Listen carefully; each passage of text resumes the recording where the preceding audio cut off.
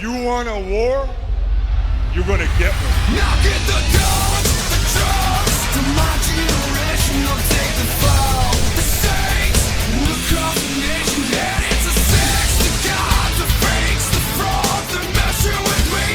Come on, come on, come on, let's get it out. Move to the music, play that fucking music. Live through my music, yeah.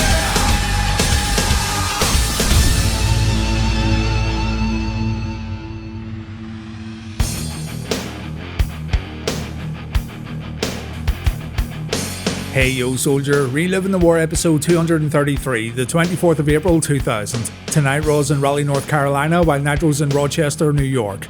Later this week we've got Backlash 2000, where Triple H defends his WWF Championship against The Rock. The show will get covered this Sunday as usual, but we have so much to get through tonight on both Raw and Nitro. We are already starting off hot with a quick Kurt Angle vs Rikishi match taking place on Raw, and an all-out brawl happening on Nitro between Sting and Vampiro. Kurt Angle says he doesn't appreciate big asses such as Rikishi and the Big Show, so during this opening match, the Big Show made an appearance after Angle got disqualified. Our Olympic hero took a sidewalk slam, he then took a stink face, and the Big Show handed Rikishi his shades so he could get his groove on. Rikishi cannot dance without those glasses. Meanwhile, on Nitro, we don't see who instigated the fight between Vampiro and Sting, though the Icon's doing all the damage here. Sting thought he had done enough and he tried to walk away after leaving Vamp on the floor, but he turned his back too soon and he got taken out with a lead pipe. We'll come back to these two a bit later on. This week's jam-up guys are Ryan and Kagan. The boys attended the 2025 Royal Rumble, and just look at those gorgeous shirts they've got on. Absolute jam masters. Thanks very much, boys. I hope you and everyone else enjoys Reliving the War this week.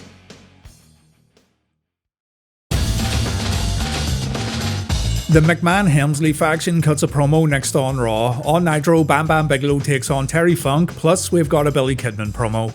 The Nitro match was for the Hardcore Championship and it only reached the 2-minute mark. Ernest Miller showed up early for no reason at all, but he was easily taken out by Bigelow. Back in the ring, Bam Bam had it won after placing a trash can over Funk's head and hitting him a few times with a chair, but the cat got back in the ring and he took Bam Bam out with a cartwheel kick. Fair dues, this looked pretty good. Terry Funk falls on top of Bigelow, the champ retains his title, and the cat got back in the ring to show off his dance skills. A lot of dancing already on Reliving the War. A bit later on, Norman Smiley asked Vince Russo for a shot at the Hardcore Championship at Slamboree, and Russo went one step further by telling Norman he can choose a tag team partner to take Funk on in a 2-on-1 match at the pay-per-view. Before Kidman comes out to cut a promo, we see what happened when Nitro faded out last week. It was Hulk Hogan who took the chair shot from Bret Hart, and what a chair shot it was. I'm sure Bret felt great after that one. Later this week on Thunder, there's going to be a special sit-down interview with Bret Hart that I think a lot of people's forgotten about. And it's an episode of Thunder I was going to cover anyway, seeing as there's a pretty significant title change that happens in the main event. So subscribe, turn on notifications, or check out Patreon to watch it right now.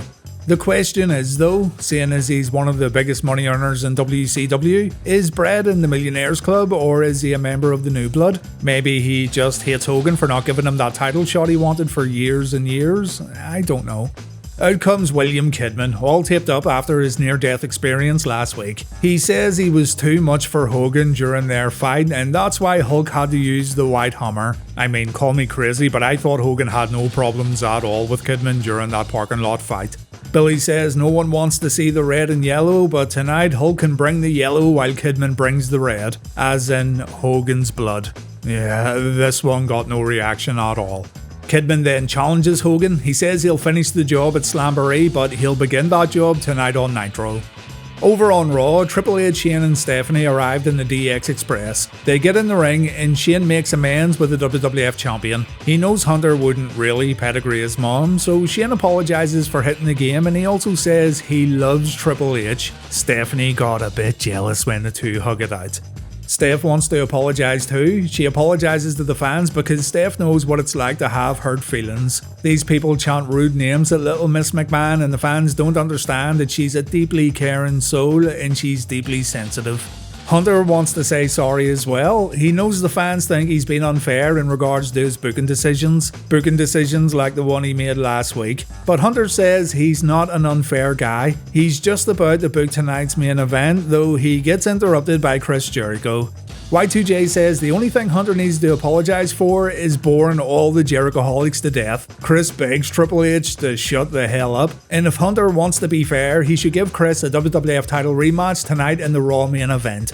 Hunter says it wasn't very fair when Jericho said terrible things about his wife. According to Helmsley, Stephanie's a delicate little flower, and Jericho says Stephanie lost her flower a long time ago, and that's how she became a filthy, dirty, disgusting, skanky, brutal, bottom-feeding trash bag hoe in the first place! Oh my god! Shane gets mad. He books Jericho and The Rock in a tag team match against himself and Triple H. And as for Jericho's shot at the WWF title, Triple H says that opportunity is now gone, while also calling Chris a little hot-headed half-pint. Stephanie dangles the belt in front of Jericho's face. Chris snatches it away. Hunter goes out to reclaim his title, but it gets smacked into that big nose of his. Moments later, when Jericho's walking backstage, he gets attacked by Chris Benoit. A little taste of his own medicine, it would seem, as Y2J got knocked out with a belt shot. Jericho vs Benoit happens later this week at Backlash, and the IC title will be up for grabs. Eddie Guerrero and Chyna are going to attend a prom on Sunday night. The two are trying on their outfits, and Eddie's got on a 6 shirt and green jacket combo. Chyna thinks it looks hideous. Guerrero says this outfit was the bomb back at his cousin Chewy's wedding, but Chyna tells him to take it off and put on something else. We'll come back to these two later on. Chris Benoit takes on the Road Dogg next on Raw. On Nitro, we've got a New Blood promo featuring Jarrett, Kimberly and Bischoff. David Arquette's in the audience and he's booing the WCW champion. Jeff says he's going to give Dallas a role in his new movie. The movie's called, and I quote, "The Chosen One kicks DDP's ass up and down a 3-tiered cage." How original. Eric Bischoff begins talking, and for some reason he decided to wear a lavalier microphone. Fans in the audience can't hear him, though viewers at home can hear him perfectly fine. There's even a moment where Jeff tries to hand him his microphone and Bischoff says he doesn't want it. It's weird. Bischoff says Kimberly has one final gift for Diamond Dallas Page. He invites DDP to come down to the ring, and Dallas wants to know what his wife's thinking hanging around these two idiots. Kim says for once she's in the driver's seat. She's been enlightened by Eric Bischoff in regards to her career. She's been enlightened in regards to these, and I quote, stupid wrestling marks in the crowd. And Bischoff also enlightened Kimberly on Dallas Page. Therefore, Kim wants a divorce. This marriage is over, ladies and gents. DDP says he and his wife should try to work this out, but Kimberly's already made her mind up. She tells Paige to be positive, and in response, DDP says his wife's turned into a super bitch. That was a quick turnaround right there. Paige says he will sign the papers after shoving them down Eric's throat and pulling them out of his asshole. That would be a great party trick. But before we get treated to this, Double J hits DDP with his guitar.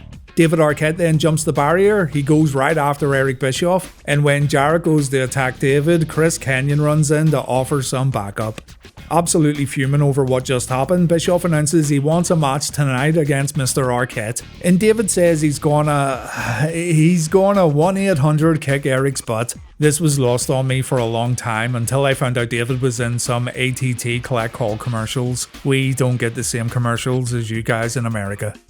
To make it interesting, David wants a stipulation added. If he can beat Eric, then DDP's going to get his title shot tonight against Jarrett inside a steel cage. And Bischoff agrees. What's the fucking point in booking pay-per-view main events if you just have the same match mere weeks before the big show? Backstage, Eric tells Jeff there's nothing to worry about, it's only David Arquette. And Bischoff's partner in crime, Vince Russo's having a few problems with KroniK. The boys want their title shot tonight, and Russo says he'll give the boys their opportunity after they do him a favour of the sexual variety. Nah, just kidding.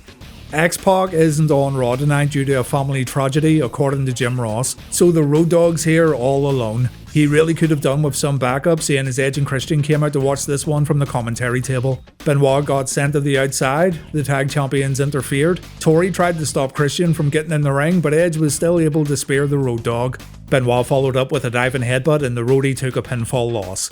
After the bell, the tag champions continued their attack. Both Road Dogg and Tori fell victim to Edge and Christian, so the DOGG definitely missed his tag team partner tonight, but where was Triple H?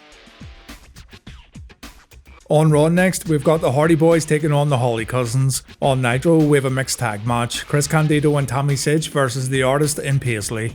Hardcore Holly promised his cousin he wouldn't attack him tonight while trying to win the Hardcore belt, but Crash still ended up losing his championship. Jeff went up for a Swanton Bomb, Crash stopped the move by hitting Jeff with a trash can lid, and Hardcore was able to win the match with a dropkick, yeah. After the bout, Hardcore walked back up the ramp, the Hardys pulled Crash back into the ring, and then Saturn and Taz ran down to try and win Crash's belt. The 6-man brawl ended with Jeff Hardy performing the Swanton on Crash, but Matt poached the pinfall win immediately after the move. Matt Hardy is the new WWF Hardcore Champion, and I totally forgot he won the belt on this night. Tommy cuts a promo before the Nitro match, and it's insane how quick someone can pretty much lose everything that made them special. She pulls off the same old shtick here. She says all the men came to see her, not Paisley, and I guess this guy wanted to see Tommy, but the rest of the crowd didn't care at all. Out comes the Artist and Paisley, and again, no one cares. The match we've got here has no heat whatsoever, and look at this insane delayed reaction from Candido. That's some HBK at SummerSlam 2005 shit right there. The women end up having a catfight, and to her credit, Tommy does pull off a crossbody from the top to the outside. Back in the ring, Candido accidentally hits Paisley, and this is enough for Tommy to score a pinfall win. Sting must have known this match was terrible too, because he ends up coming down to the ring and he takes Candido out with a Scorpion Death Drop. He then proceeds to call out that little punk kid Vampiro, and he challenges him to a first blood match in our Nitro main event, because according to Sting, Vampiro thinks he's a vampire. I'm not entirely sure about that, but whatever, I'll take it. That favour Russo wanted from KroniK, he wanted them to go out and beat up Team Package in a tag team match. We are now in the short hair arc of Lex's career, where somehow his new hairdo totally changes his whole face. Not only did Miss Hancock show up to take more very important notes and totally not draw smiley faces on her legal pad, but tag champions Buff Bagwell and Shane Douglas also made an appearance that resulted in Slick Rick taking a bat shot to the back. KroniK won the match after performing the High Tide, and that means KroniK will get their tag team title shot a bit later on. Buff and Shane totally forgot about this. They tried to celebrate alongside KroniK and they ended up taking a beating. What a pair of silly sausages. Sting's been walking around backstage looking for Vampiro, even though Mean Gene found Vampy Balls without too much trouble. Vampiro called Sting old, he calls him whack, and he says he's about to have a panic attack because he can't stand things like this. I don't know, I'm just repeating what he's saying, but it sounds to me like he's accepted the first blood match, or at least I think he has. Eric Bischoff, meanwhile, tells Billy Kidman not to throw out challenges to Hulk Hogan. It's Eric and Russo who book the matches, and now Kidman has a bit of a problem. So Bischoff announces that Mike Awesome's going to join Kidman to fight the Hulkster in a tag team match, but it's unlikely Hulk will find himself a partner, seeing as he's burned all his bridges. And Eric also announces that he himself's going to be the special referee for Kidman vs Hulk at Slamboree. Over on Raw, Kurt Angle knocks on the APA's invisible door and our Olympic hero needs some backup. He wants to pay Bradshaw and Farouk to beat up the Big Show, but the Acolytes remind Kurt that they only offer protection.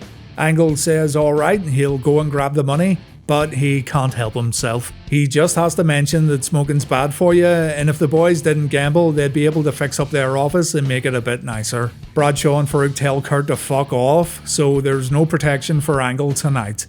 He walks past Stephanie McMahon and Steph does him a solid. She books Big Show in a 2-on-1 match against Bossman and Bull Buchanan. Bossman reminds Kurt that he drove Daddy Show's coffin around the cemetery at a high rate of speed, and Kurt's like, right. So we have the Bossman and Bull Buchanan versus Big Show next on Raw. Mike Awesome and Billy Kidman take on Hulk Hogan and maybe a partner on Nitro. The Raw match wasn't very long, typical stuff here that's not really worth talking about. The heels kept the big man down, Show got the odd chance to fight back. In the end, Big Show almost had it won when going for a double chokeslam, but Kurt Angle showed up to hit him with a low blow. Not only this, Angle performed the Olympic slam, which did look very impressive.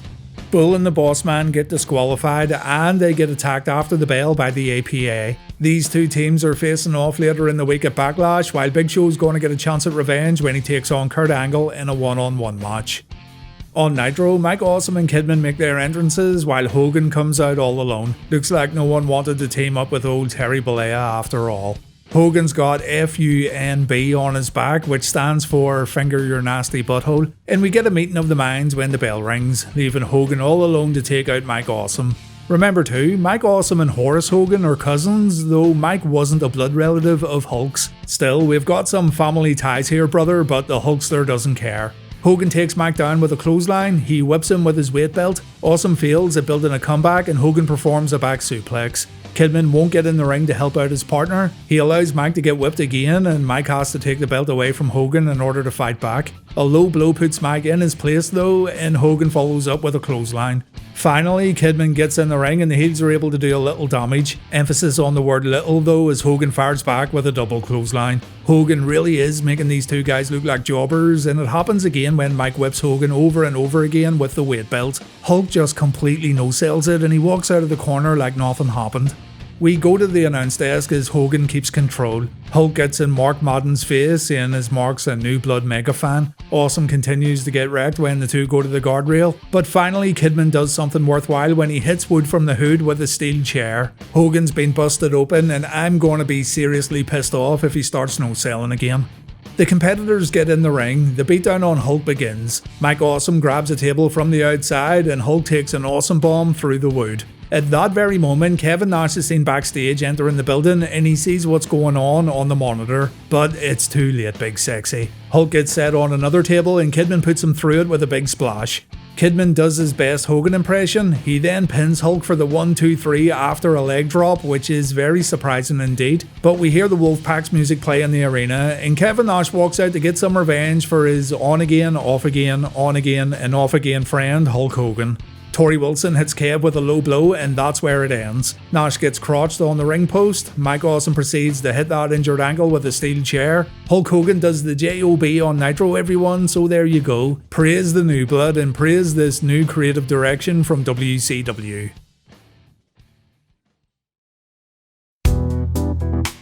Right, you dirty, dirty dogs. Trish Stratus is seen throughout this whole episode of Raw cleaning, lying on, and provocatively rubbing on some wood. She talks about proper table care while her outfit changes with every promo cut through the episode. And yeah, lots of middle-aged dudes getting flashbacks right now to their teenage years, and I don't blame you. I imagine many VHS recordings of Raw this particular week are totally worn out, and no, I haven't backed up this episode of Raw on multiple hard drives.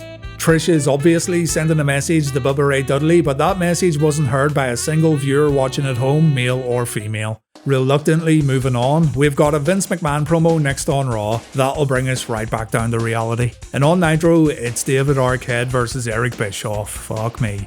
Vince gets in the ring and he does what he always does. He catches viewers up on everything that's happened over the last few weeks in the run up to the pay-per-view. He talks about The Rock becoming #1 contender, he talks about standing in Hunter's corner at the show this week, and he also talks about his wife Linda bringing Steve Austin back. He's not convinced that Triple H wasn't going to pedigree Linda last week on Raw, and he warns Hunter to never touch his wife again. But it's okay, Vince, he's touching your daughter every single night. Vince tells Triple H he has to find a new tag team partner for tonight's main event. Shane has a new assignment. If Hunter can't find a partner, then it's going to be a 2-on-1 match, so there's already a bit of dissension here within the McMahon-Helmsley faction. Shouldn't be surprised really. The focus then moves over to Steve Austin and The Rock. McMahon wants to stir the pot a little and he reminds Rock about a few bad things Stone Cold did to the Great One during their rivalry. It was around this time last year when Austin ran over Rock's Lincoln Continental with a monster truck, and footage of this gets shown on the Titantron. Do remember too that Austin was ran down at the 1999 Survivor Series. McMahon reminds everyone, including Stone Cold, that it was The Rock's car that hit Austin. The vehicle was licensed in his name. And McMahon says Rock may have had an airtight alibi, but he's the #1 guy who would benefit from Austin being out of the WWF. McMahon says Rock stole Austin's spot, Austin can't trust Rock and Rock can't trust Austin, and there's a high chance that Rock will get attacked by Stone Cold this week at Backlash. Right, Bischoff versus Arquette, my god. Eric doesn't have the best track record, and we don't expect miracles from David either. Jeff Jarrett provides an early distraction that allows Bischoff to hit the actor from behind, and we see those signature karate kicks from Eazy-E that, let's be honest, black belt or not, they don't look good. Arquette comes out of the corner with a spear. He then pulls off a face that would strike fear into any man walking God's green earth. And Arquette must have been watching the WWF because he performs the worm. That's gimmick infringement right there, brother, and you better watch yourself doing stuff like that, Mr. Hollywood Big Shot. Jeff pulls the referee out of the ring. DDP inadvertently takes Slick Johnson out with a clothesline. Jarrett gets inside the ropes after taking Page out with a belt shot, and in the ring, Double J looks for a guitar shot on Arquette, but he ends up hitting Bischoff. Kenyon once again comes into the ring to fight Jarrett off, and this allows David to win via pinfall when a second referee runs down. It was better than Bischoff versus David Flair, but still absolutely terrible. And it wraps up with a bit of a throwback when Sting seen in the rafters looking over the action. Would have been way more effective if we hadn't already seen Sting tonight on Nitro. Arquette and Kenyon celebrate in the back while Page gets ready for his title match. Bischoff and Jarrett, however, are not in a celebratory mood. They're blaming each other for what happened, but the short of it is, Eric tells Jarrett to just be a fucking champion and go win his match. Absolutely brilliant advice from Eazy-E. Next up, it's Steve Blackman and D'Lo versus Al Snow in The Godfather on Raw. On Nitro, Scotty Steiner cuts a promo. Scott's allegiance in this whole New Blood versus Millionaires Club rivalry's been a bit of a mystery. He said at Spring Stampede he's not in the New Blood. He wrestled Double J last week, yet he celebrated with Russo and company at the top of last week's show. Scott says Booker T cost him the world title last week, so tonight Big Papa Pump wants to stick his size 12 boot right up Booker's ass. Scott doesn't care if Booker was trying to get on Bischoff and Russo's good side. Book's found himself on Steiner's bad side. So out comes the man himself, and Booker says what he did last week was just business. Serious business. Book was indeed trying to get on Eric Bischoff's good side, and Scotty was just in the wrong place at the wrong time. Booker's not apologising, he's happy to fight Scotty right now, and when he's approached by Scott's freaks, he says once you go black, you never go back. My goodness. Medeja paintbrushes Booker. Booker grabs her by the neck. Big Papa Pump launches an attack, and just as Booker starts fighting back, Nitro goes to a commercial break. A replay shows us that security came down to break the fight up as expected. So I assume we're going to see Booker T versus Scott Steiner very soon. On Raw, yeah, it's true. The partnership between Blackman and Al Snow is over. D'Lo turned on the Godfather 2 this past week on SmackDown. So Godfather's got himself a new pimp in training named Al Snow, and D'Lo's now running around calling himself Dojo Brown. Blackman destroyed the Godfather and he softened him up nicely for his new trainee. The creatures looked on as D'Lo performed his leg drop, but Godfather came back with a jumping clothesline. Al got tagged in. He did pretty well too with his back body drop to D'Lo and a clothesline to Blackman, but D'Lo ended up winning this one clean with a sky high to Al, and that's because he's now receiving proper weekly training at the dojo. It just makes sense. After the bout, Al wanted to dance with the hoes. Godfather was having none of it. So Godfather beat Snow up and that's how it ended. Looks like this new partnership's over before it even began. Eddie and Chyna have been trying on outfits all evening, and finally Eddie settles on a traditional black tuxedo while Chyna's in a red dress. Eddie likes what he sees, but he gets a wake-up call when his mamacita reminds him about his upcoming match. It's Eddie Guerrero versus Val Venis on Raw, while on Nitro we've got KroniK versus Buff Bagwell and Shane Douglas. Buff and Shane were not happy about competing in this match. They were ordered to get in the ring by Vince Russo, and Vince ended up bringing the champs down the ringside before sitting on commentary.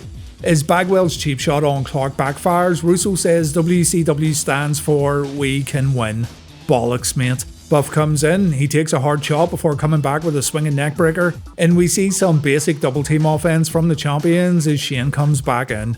The crowd chant boring as Adams helps his partner with a stun gun. Buff and Adams then get tagged in. We see a full Nelson slam to Bagwell while Shane gets set up for the high tide. Bagwell throws the referee out, Shane manages to escape. So it's Buff who takes KroniK's finishing move, but we don't have a referee. Russo gets in the ring, he whacks Brian Adams with his baseball bat. Clark's just about to wipe Vince out with a meltdown, but Shane Douglas comes to the rescue and that's our match over. Buff lays KroniK out with more bat shots. Nick Patrick tries to DQ the champions, but he too gets taken out with a Russo bat shot. Vince Russo counts the 1, 2, 3 when Buff covers Adams, so the tag team champions retain their belts. This confirms that KroniK are not part of the New Blood, and I'm going to need a spreadsheet soon to keep track of all this. There's the New Blood, the Millionaires Club, and a basic bunch of WCW guys, as far as I know. On Raw, Eddie and Chyna have got changed into their wrestling gear, and Eddie gets the first shot in when Val takes an interest in Chyna. Eddie performs his jumping back elbow followed by a slingshot senton. Val replies with a suplex. The big Valboski can't maintain his advantage in the short term, but he eventually comes back with a clothesline. A fisherman suplex isn't enough to put Eddie away. He delivers a Hurricane Rana that only gets him a 2, but he does manage to get Venis out of the ring. This allows Chyna to hit a forearm shot, but when Val gets back inside the ropes, Lita and S.A. Rios show up. Eddie's facing S.A. at Backlash. Chyna thinks she's taking care of both these guys, but Lita manages to wipe Mamacita out with a diving crossbody. Eddie gets distracted, Val delivers the money shot, and Guerrero loses the match via pinfall. S.A. and Lita lay the boots into Eddie, but they quickly escape the ring once Chyna wakes up. So Latino Heat's going to be looking for some revenge this week at the pay-per-view. Once again, Goldberg isn't at Nitro. Abbott says Goldberg should change his name to Bill Ghostberg because he's never around. And fuck me, my sides have actually split. I need to go to hospital. Tank approaches Madden at the commentary desk, but Big Mark gets spared this week. Instead, Bob Ryder from the WCW.com desk gets manhandled, and it looks like Bob's in a lot of trouble. The two get in the ring, Tank goes to finish Ryder off once and for all, but Bob's webcast partner Jeremy Borash gets inside the ropes to try and stop this upcoming beatdown. Unfortunately, Borash doesn't do too well either, and he ends up getting punched in the jaw for his trouble. And Billy Banks, another member of the WCW Internet crew, also takes a punch from Big Wank Abbott. I don't want Goldberg to come back. I want to keep seeing untrained guys getting beaten up by what's essentially another untrained guy every week on Nitro. Next on Raw, we've got the Dudleys versus Edge and Christian, while over on Nitro, DDP gets his title shot early when he faces Jeff Jarrett. Good stuff here from these two tag teams on Raw, as you'd expect, though it was really Bubba Ray and Devon doing all the damage. That was until Test, Albert and Trish made an appearance along with a big, long, hard wooden table. Trish got on that table, Bubba got distracted, and the tag champs were able to build some offense as TNA watched on. When things swung back in the Dudley Boys' favour, Trish removed her coat, and this caused Bubba to ignore a 3D, and he instead focused on Miss Stratus. Edge spears Devon, the cameras totally miss it, and Edge and Christian leave Raw with another win. Bubba's completely hypnotised by Trish, he knows he screwed up, but the Dudleys are going to face Test and Albert this week at Backlash. Right, over to Nitro. I really shouldn't be surprised that this match got booked. The majority of the bout actually happens outside the cage as Dallas attacks early and the two men go through the audience. Jeff takes a few trash can shots while in the crowd before the two make it to the rampway. And here the boys Irish whip each other into the guardrail a few times before they finally get in the ring. Must be a weird feeling getting served divorce papers while competing in a wrestling match. Paige throws Jarrett into the steel a few times before Jeff drops DDP on the top turnbuckle, leading to Dallas eating the cage a few times and Jarrett building up some confidence. That confidence gets shut down after a few right hands from the challenger. Jeff goes down after a discus clothesline, and DDP signals for the cutter just as Mike Awesome shows up. Page delivers his finishing move. Awesome rips the door off its hinges. Robinson makes it to 2 before Mike tries to interfere, but Canyon attacks Mike and Charles is able to make the 3 count. I feel shocked, happy, concerned, angry, confused, and distraught that Diamond Dallas Page has won the World Championship because I like DDP a lot, but this title change is just insane. I mean, why do this before the pay-per-view? Why take the belt off Jarrett so soon when you're trying to make this guy the company's biggest heel? If Jarrett's supposed to be the cream of the new blood crop, then why on earth is he the first one to lose a championship belt? I know it's funny to look back at all these title changes in WCW during the year 2000, but pay close attention to the ramifications of these title changes and you'll notice some serious damage being done. Some more than others, of course, but this one here, I think, seriously hurt Jeff and the New Blood, even if Jarrett plans on winning it back sooner rather than later. The Rock says he trusts Steve Austin way more than he trusts Vince McMahon. Maybe Rock shouldn't fully trust his old rival, but the great one knows Steve would tell him to his face that he was going to screw him over, unlike that snivelling bastard Vince McMahon a few weeks ago at WrestleMania. Rock and Austin are unified in the fact that they can't trust McMahon's candy ass. McMahon tried to claim that The Rock had it easy. Stephanie McMahon is the definition of easy. Rock's earned the right to call himself the People's Champion, and he's going to prove it at Backlash and in our Raw main event. It's The Rock and Chris Jericho versus Triple H in a mystery partner. On Nitro, we've got the Sting versus Vampiro First Blood match. Hunter tells Steph he's worried. He could be in a 2-on-1 match here tonight if someone doesn't come out to back him up. Road Dogg must be still reeling from that Edge and Christian beatdown, or he's high as a kite in the bathroom. By the time the WWF champion makes it to the ring though, he's found himself a partner. It's Chris Jericho's upcoming Backlash opponent, Chris Benoit. Not only that, we find out what Shane McMahon's new assignment is. He's going to be the referee for this match. And Daddy Vince is going to stand in Benoit and Triple H's corner tonight too, just because he can. Rock and Jericho don't have much of a chance here, but Y2J starts off hot with a swift back elbow before he and Benoit share chops in the middle of the ring. We then see Jericho's facebuster, and in comes The Rock to lay the smackdown. Benoit gets sent to the outside. Rock tells Triple H to just bring it, which gets a huge reaction from the audience. But Benoit attacks from behind, and Hunter only comes in when Rock's at a disadvantage. Rock fights out of the corner with some snappy right hands, but he takes the Harley Race knee moments later. Vince tells his son to count faster after Rock kicks out of Hunter's cover. Benoit's back in, Rock wipes him out with a clothesline, and Y2J enters the match only to take a stun gun from the IC champion. The battle plan here is the same as always. The heels single out Chris Jericho, they mock Rocky who stands on the apron, and the break finally comes after a flying forearm to Triple H. Rock comes in, as does Benoit. Rocky destroys both of his opponents and Benoit gets sent to the outside so Rock can focus on Hunter. The game takes a rock bottom. Shane refuses to count as he talks to his sister on the apron. So Rock punches the boy wonder in the face, and that's when Vince McMahon gets in the ring. Benoit's able to save the chairman, but he ends up taking a spinebuster for his trouble. And when Rock goes for the people's elbow, he takes a low blow from McMahon followed by a pedigree from Triple H. Rock takes a pinfall loss 6 days before Backlash, but the McMahon-Helmsley faction are in for a surprise this week on SmackDown. I'll cover everything that happened in the Backlash video. On Nitro, Sting makes his entrance from the rafters, though he has trouble unhooking himself. Vampiro goes on offense, Sting fights back, and when the two get inside the ropes, Sting goes in control before sending Vamp back to the outside. It resumes with Vampiro taking a suplex before getting sent out of the ring once again, and that's it over, ladies and gents, because Vampiro heads over to the commentary table. He points at Sting, and a red liquid falls from the ceiling onto the icon. The ring is totally covered, and so's Sting. Vampiro gets inside the ropes to hit a nail in the coffin just before the New Blood show up, the New Blood including Scotty Steiner. And out of all this nonsense, we at least get 2 cool visuals. The first being this one right here of Vampiro, and the second comes after the New Blood get done slipping around the ring while trying to attack Sting. Sting gets brought to the outside, he gets put on his rope via the harness he didn't take off throughout the entire match. And there's the second cool visual, Sting just hanging there looking totally destroyed. It's another successful night for the New Blood, folks. Makes you wonder if the Millionaires Club will ever get the upper hand in this rivalry.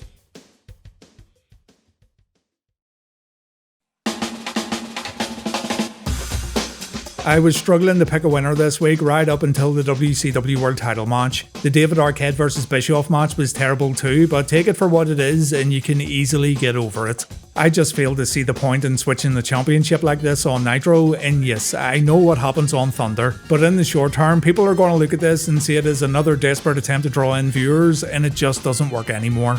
Raw's on 131 points, Nitro's on 79, and we've got 22 ties. In the TV ratings, Raw scored an impressive 7.1, their second highest head-to-head score of the whole Monday Night War. Nitro scored a 3.1, which is an improvement over last week.